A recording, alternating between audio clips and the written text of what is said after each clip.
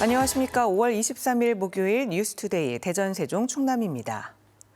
어젯밤 대전 중앙로 지하상가 상인들이 대전시청을 점거하며 경찰과 4시간 가까운 대치 끝에 강제 퇴거되는 사태가 빚어졌습니다. 시가 상가 운영권을 시설관리공단으로 넘기겠다며 공개 입찰 공고를 올리자 이에 반발한 겁니다. 박선진 기자입니다.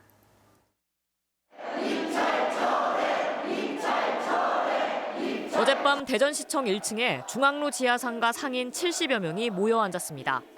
세 차례에 걸친 경찰의 퇴거 명령이 내려졌지만 상인들이 따르지 않자 결국 경찰 200여 명이 투입돼 상인들을 한 명씩 끌고 나갑니다. 여기저기서 비명과 울음소리가 터져나오고 일부 상인들은 서로 팔짱을 끼고 바닥에 드러눕습니다. 버티려는 상인과 밖으로 옮기려는 경찰 사이에 곳곳에서 실랑이가 빚어졌고 이 과정에서 상인 한 명이 병원으로 이송됐습니다.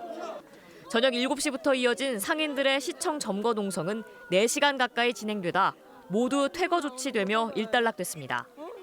퇴거 조치 이후에도 일부 상인들은 시청 밖에서 야외 농성을 이어갔습니다.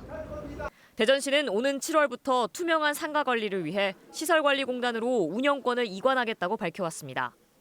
그리고 공매 포털 시스템 온비드에 경쟁 입찰 공고를 올렸는데 이 소식을 듣고 항의 방문한 상인들이 시청을 점거했던 겁니다. 여기 있는 모든 분들 다 똑같은 심정일 것 같습니다. 여기서는 더 이상 저희는 못 떠나요. 예, 저희는 죽어도 못 떠나요. 무조건 길은 막으시고 저희에게는 아예 들어주질 않습니다. 시는 법에 따라 앞으로 절차를 진행하겠다는 강경 입장을 유지하고 있는 가운데 상인들과의 마찰은 더욱 심화할 것으로 보입니다. MBC 뉴스 박선진입니다. 대전의 한 대안학교에 재학 중이던 여고생이 장기 결석 중 인천의 한 교회에서 온몸에 멍이 든 채 숨진 가운데 교육당국의 관리 시스템상에도 대안학교는 사각지대에 놓여 있었던 것으로 드러났습니다. 대전교육청은 해당 대안학교가 학생의 장기 결석 보고를 누락했으며 현재 교육정보 시스템 나이스에도 대안학교 학생의 출결 집계 항목 자체가 없어 장기 결석 자체를 파악하지 못했다고 해명했습니다. 대전에서 설립인가를 받아 운영 중인 대안학교는 모두 4곳입니다. 그제 육군 제32 보병사단 신병교육대에서 훈련 도중 수류탄이 터져 훈련병이 숨지고 교관이 다친 사고와 관련해 군 당국이 본격적인 원인 조사에 착수했습니다. 육군은 조사반을 꾸려 사고 당시 해당 부대의 안전 통제와 수류탄을 비롯한 탄약과 병력 관리 현황을 살피는 한편 국립과학수사연구원에 수거한 수류탄의 정밀 감식을 의뢰했습니다. 또 정신건강지원팀을 파견해 사고 현장에 있었던 훈련병 230여 명의 심리 안정과 트라우마 치료 등을 지원하고 있습니다. 지난해 대전에서 여자 화장실을 불법 촬영한 혐의로 한 고등학생이 적발됐는데요. 이 학생이 불구속 수사를 받는 도중 같은 범행을 또 저지른 것으로 드러나 결국 구속됐습니다. 경찰은 피해자가 100명이 넘을 것으로 보고 있습니다. 김성국 기자의 단독 보도입니다. 대전의 한 도심 상가에 있는 여자 화장실. 지난해 9월 한 여성은 고장난 화장실 칸을 피해 장애인용 화장실을 이용하다 세면대 아래에서 작고 검은 물체를 발견했습니다. 초소형 카메라였습니다. 비장애인용 칸을 당연히 열었는데 고장이라고 이렇게 써있는 막혔나 보다라고만 생각하고서 이제 옆에 있는 장애인용 칸을 썼고 경찰 수사 결과 불법 카메라를 설치한 사람은 남자 고등학생이었습니다. 이 학생은 여자 화장실에 숨어 들어가 휴대전화로 여성을 몰래 촬영하기도 했는데 석 달 동안 불법 촬영한 여성이 100명이 넘은 것으로 드러났습니다. 아이들이랑 부모님들이 나와서 많이 노는 활동적인 공간이거든요. 경찰은 이 학생을 성폭력처벌법 위반 혐의로 검찰에 불구속 송치했습니다. 그런데 이 고등학생이 검찰 수사가 진행 중이던 지난 3월 또다시 동일한 범행을 저지른 것으로 드러났습니다.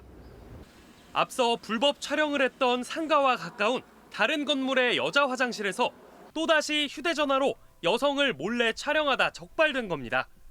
불법 촬영 같은 경우에는 진짜 한 건만 이루어지고 있는 것이 아니다라고 하는 거를 좀 되게 엄중하게 봐야 될 필요가 있고 현행범으로 체포된 이 학생은 지난달 구속됐습니다. 불법 촬영 혐의로 수사를 진행하던 피의자가 같은 범죄를 또 저지른 상황에 대해 경찰은 앞선 수사에서 구속영장을 신청했지만 도주 우려가 없다는 등 이유로 기각된 상황이라고 설명했습니다. MBC 뉴스 김성국입니다. 천안시의 토지보상 업무를 맡으면서 가짜 서류를 만들어 토지보상금 16억 원을 가로챈 혐의로 기소된 천안시 소속 청원경찰이 재판에서 범행을 인정했습니다. 어제 대전지법 천안지원 제1형사부 심리로 열린 재판에서 피고인은 공소사실을 인정했고 범행에 가담해 함께 기소된 주민들도 대부분 공소사실을 인정하고 선처를 호소했습니다. 검찰은 청원경찰에게 징역 2년을, 주민 6명에게는 각각 징역 8개월에서 징역 2년을 구형했습니다. 국가 기념일마다 극성을 부리는 폭주족들이 5.18 민주화운동 기념일이었던 지난 주말 천안과 아산 일대에도 대규모로 출몰했습니다. 오토바이와 승용차 수십 대가 1시간 넘게 도심을 휘저으며 경건한 기념일의 의미를 모색해 했는데요. 이 폭주족의 위험천만한 질주 영상을 대전 MBC가 단독으로 입수했습니다. 이승섭 기자입니다. 지난 18일 새벽 천안시 동남구의 한 교차로. 오토바이 여러 대가 굉음을 내며 교차로를 가로질러 질주합니다.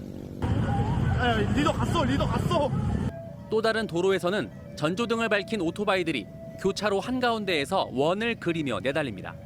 신호를 무시하고 다니다가 마주오던 승합차와 부딪힐 뻔하기도 하고 심지어 응급 환자를 태운 구급차의 통행도 방해합니다. 이들의 난폭운전과 고기의 운전은 천안과 아산 일대에서 1시간 넘게 이어졌습니다. 경찰은 5.18 민주화 운동 기념일에 나타난 폭주족 무리에 오토바이 40여 대와 승용차 10여 대가 가담한 것으로 추정하고 있습니다. 비슷한 시각 광주에서도 폭주족이 등장해 오토바이 난폭운전 신고가 19건 접수됐습니다. 경찰은 천안과 아산 일대를 휘저은 폭주족을 현장에서 단속해 안전모를 착용하지 않았거나 급발진 등을 한 27명에게 범칙금만 부과했습니다. 무면허나 음주운전이 아닌 난폭운전은 형사 입건 대상이 될 수 없는 한계 때문에 폭주족들의 위험천만한 질주가 반복되고 있습니다. MBC 뉴스 이승섭입니다. 대전도시공사가 하기지구 산업단지 개발 사업이 시의회 사업계획 동의안 의결을 받았다고 밝혔습니다.